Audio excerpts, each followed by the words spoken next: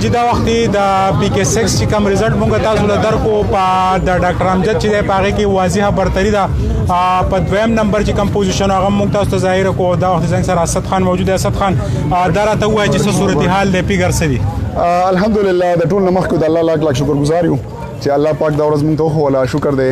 په وسنی توحید پوری چې کوم حالات روان دي شکر دی همون په بار اکثر تلیډ کې روان یو او امید درب نه ساتو چې مخکې به ډېر ښه خیر. اسد خان درته وایي چې تحریک انصاف د طرفه د نورو سیاسي پارټیو شکایت خو نو راغلي کارکونان پورم نو الحمدلله خپ پورا من طریقې سره خپل زمونږ سمره کمپاین وچلې دو بالخصوص لکه بریکوټ کې شکر دی سره مطلب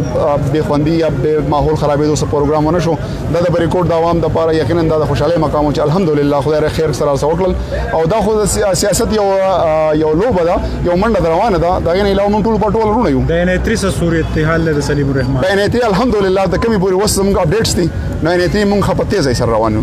ټیک او د ډاکټر امجد د 7 صورتحال دی د 7 یو اپډیټس وسته تاسو د میډیا کولیګ ته هغه پترو باندې خبر رالل هغه دا خبر وکړه چې په پوری غاړه چې زمون کم دینو بل مرګره چې کوم ولال وقار خان شاډيري د هغه شاډيري سټیشن چې دینو هغه الحمدلله هم ډاکټر امجد وګټو ټیک او دا وخت دا ووټ فګر سدي ټوټل سونه دي د پی کې 6 ول دغه ماته کلیر انفارمیشن نشته دا څنګه شم ویلې ابا د وخت نه مخکې حکم اس کم د شرقي په داوه ما چې موږ په 800 په سکرین یې تاسو په کوم د خلای مخلوق خبره کې را بیا دا کارکونان ورکران دي په دې سوای ګوره جی د خلای مخلوق وزدا سوې ما نن په خیر علي جی په خیر علي سوري په انټرپشن کېږي مهرباني ویری ګډ دا غټه خبردار چې د خلای مخلوق د بریکوټ په یو سټیشن باندې چې کم کسان سټیشن کې ناس تاسو کته شي په نورو کې د خلکو 50 ول الحمدلله زمونږ به 150 ول درنګ جهان منای زنګ سره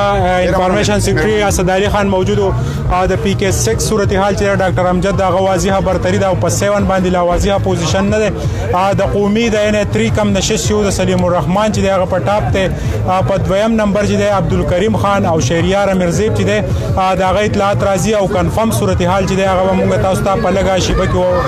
خو د کیمرا ټیم عزیز خان حضرت حسین سره ما سویل بچا لره کې اجازه د الله پامان.